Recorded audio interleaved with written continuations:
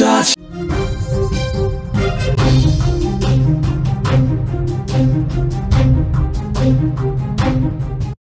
Sunitha missing case విషాదంతంగా ముగిసింది. ఈ నెల 29న సునీత అదృశ్యమైంది.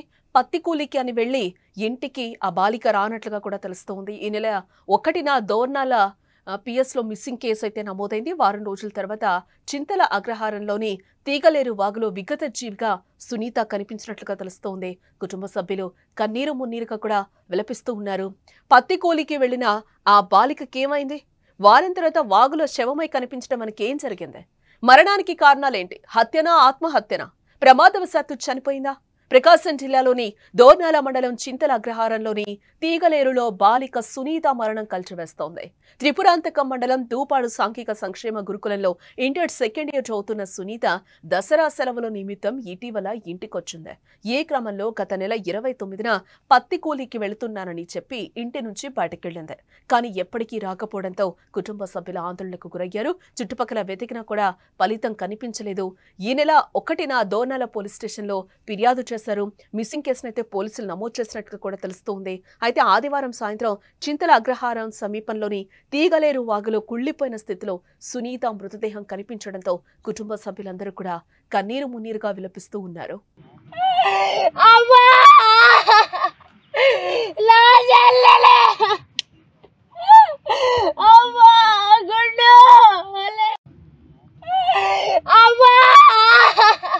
సునీత మరణంపై పోలీసులు దర్యాప్తు చేస్తూ ఉన్నారు. పోస్ట్ మార్టం నివేదిక ఆధారంగా విచారణ చేయనున్నట్లుగా కూడా ఎస్ఐ చెప్తూ ఉన్నారు. ప్రస్తుతం బాలిక మరణం స్థానికంగా తీవ్ర చర్చనీయాంశమైందని కూడా చెప్పుకోవచ్చు. మన చింతలాగ్రహారం దగ్గర ఉన్న వాగులో మొదటగా ఒక గుర్తు తెలియని శవం ఉన్నదని గ్రామస్తులు మరియు మన పత్రికా విలేకరుల ద్వారా తెలియటంతో ముందుగా మేము సంఘటనా స్థలానికి చేరుకొని ఆ యొక్క బాడీని పరిశీలించగా అది ఒక ఆడ శవమై ఉన్నది. దీనికి సంబంధించి చుట్టుపక్కల గ్రామాల వారిని అందరినీ పిలిపించి ఎవరు అనే దాని మీద విచారణ చేపట్టారు.